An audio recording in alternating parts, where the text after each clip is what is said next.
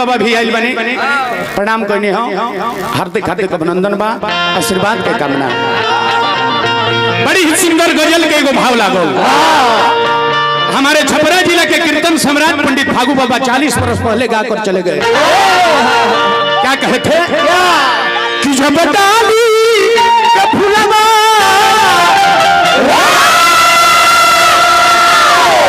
अरे हाथ में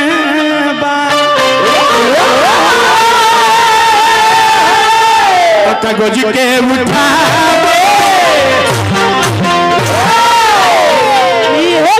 के बाद नारे पगला यही भाव में गणेश बाबा के बुलावे।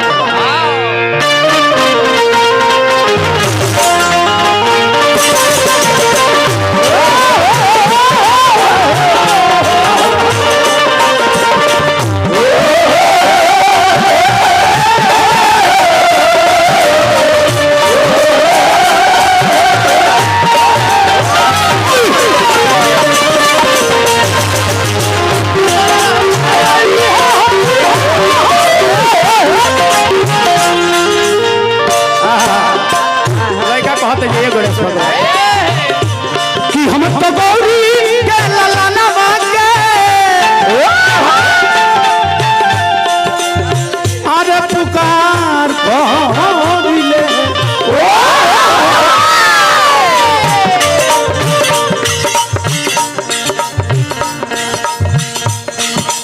करण नेता भैया हमारा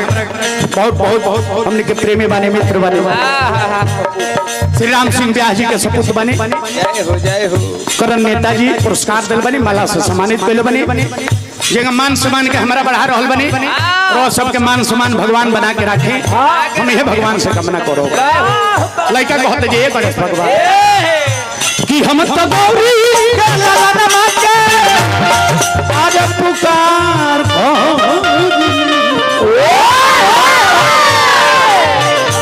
कि हम तो गौरी के ललना मांगे पुकार सबसे पहले सुमन हो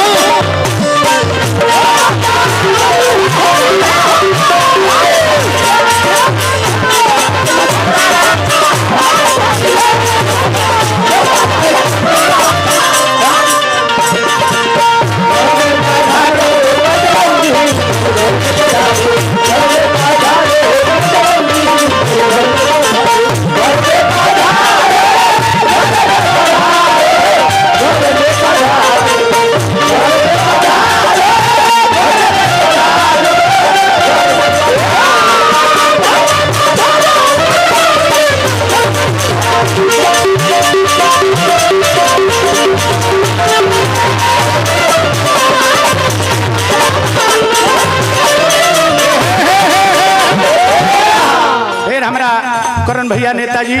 श्री राम सिंह ब्याह जी के सपुत्र बने पुरस्कार दिल बने भैया के हार्दिक अभिनंदन बा। 144 वर्ष पर यहाँ महाकुंभ लागल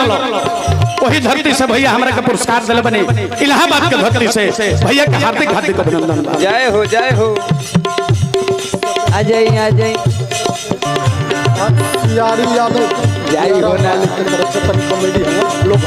सत्येंद्र यादव जी सिपाही जी की तरफ से दियारा मालिक सियारू जी की तरफ से पुरस्कार बा। सियारू भैया आइल बने का जय हो अच्छा मंच पे हमारा संचालक करते नहीं है भैया बहुत सुंदर लागल हो वाणी में इतना दम बा माता रानी रो के बना के रखो। ब्रह्म को जानने वाले को ब्राह्मण कहते हैं और आप शास्त्र के ज्ञाता हैं और स्वर्गीय महात्मा तिवारी जी के पुत्र हैं। आपसे काफी उम्मीदें हैं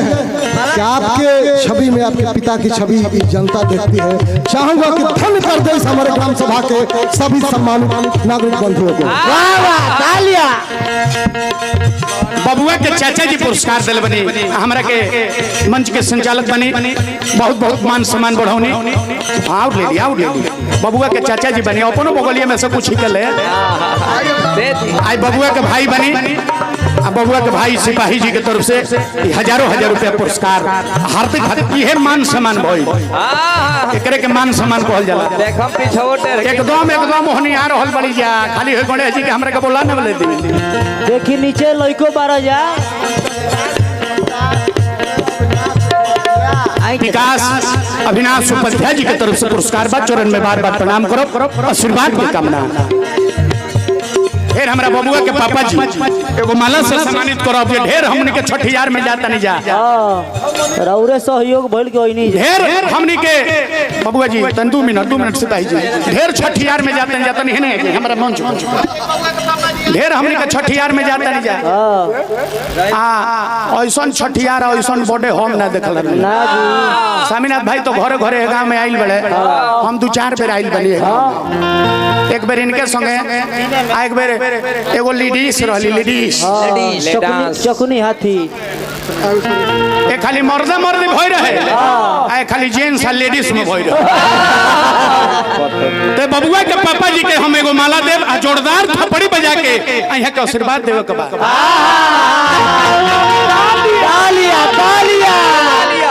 भगवान से प्रार्थना करो ये हर बेटा के रोए खाने बात मिलो हम ये नारायण जी से प्रार्थना करो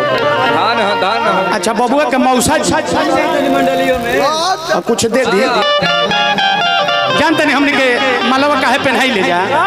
हमने के लगा दोसर कोनो व्यवस्था बाना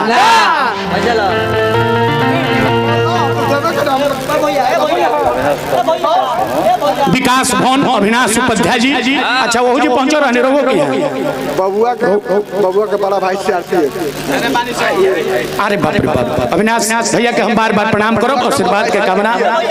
बबुआ के बड़ भाई सीआरपीएफ तनिया एगो माला से सम्मानित करो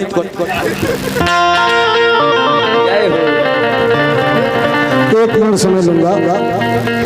इस विधानसभा फेफना सोहाव ब्लॉक के प्रमुख और व्यवस्था परिवर्तन के नायक जिन्हें गरीब गुरबा अपना नायक समझते हैं वो चाहे कोरोना काल हो बाढ़ हो क्षेत्र हो नौजवान हो किसान मजदूर हो सबकी आवाज बंशीधर यादव जी उठाते हैं संघर्ष करते हैं ऐसे महानायक को ग्राम सभा रामपुर की धरती पर मैं स्वागत करता हूँ अभिनंदन करता हूँ मैं चाहूंगा मंच पर आइए 1 मिनट में आपका स्वागत होगा रोभूमि शूरवीरों की जान होती है शहीदों की कुर्बानियां महान होती है ये तो करोड़ों लोग दुनिया में आते जाते हैं बंशीधर वो योद्धा है जिसे फेफना विधानसभा की स्वागत है स्वागत हो जाओ अब हमारा के दे दिए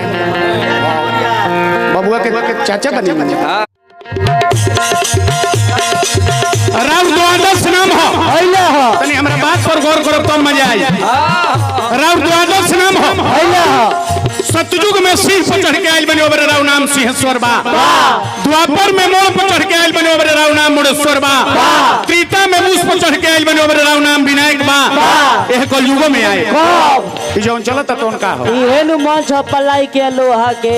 इहे दुगो जनबे करबो तीनों के तेरी कोमा में चल जाइबो तंडी एगो माला वाह वाह वाह वाह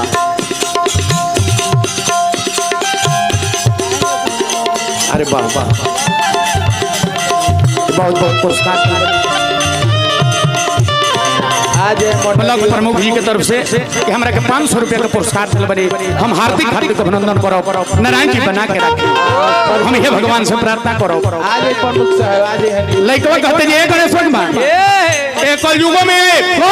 ई जवन चलत त उनका हो इहे नु मंच पलाई के लोहा के इहे दुगो जनबे करबो इहे दुगो जानते जानते खत्म हो जाए ई जवन चलत एकरे नाम कलयुग हो एकर आई जानतन कितना हो 4,32,000 बरिस हर जुग के अलग अलग आयु बा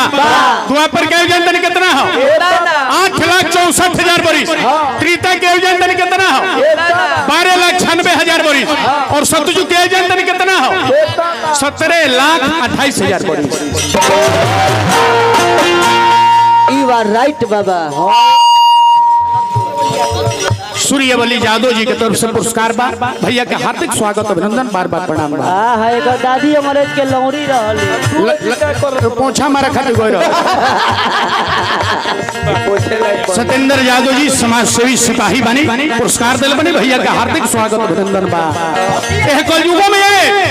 जब मनुष्य सती हती होखे लगी तब दक्षिण दिशा से करिया घोड़ा पर चढ़ के आए धुआं के रंग में वो मेरा रावणाम पर धुरुम के तू लड़का को हत्ता बाबा हथिया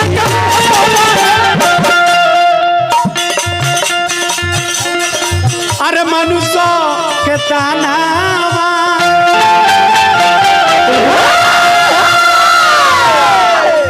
सब देवता में पहले हो खेला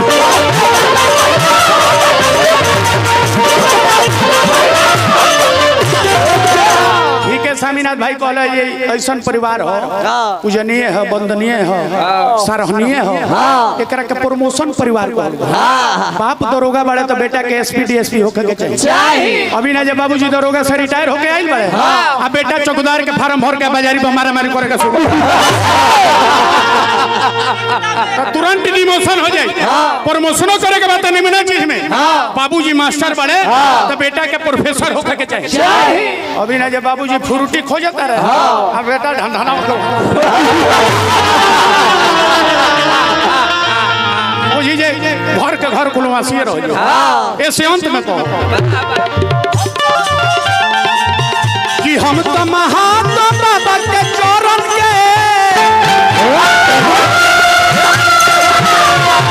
अरे वो हार हमरा कमलबास कुंवर जी के शिशुवाली शशिकांत बाबू पुरस्कार दिल बने। बबुआ के आशीर्वाद बा नारायण जी बना के रखे आ खूब झंडा लहरत रहे कि हम तो महात्मा बाबा के चरण के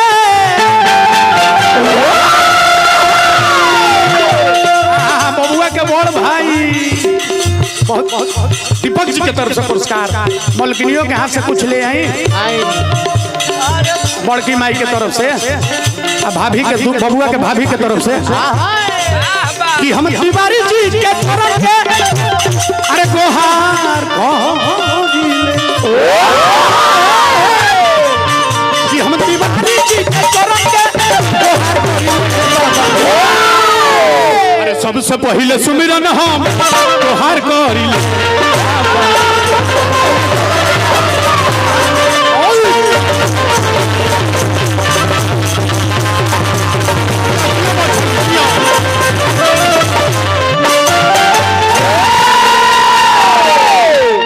माई जितना सुंदर जगरता परिवार उतने सुंदर एगो माई का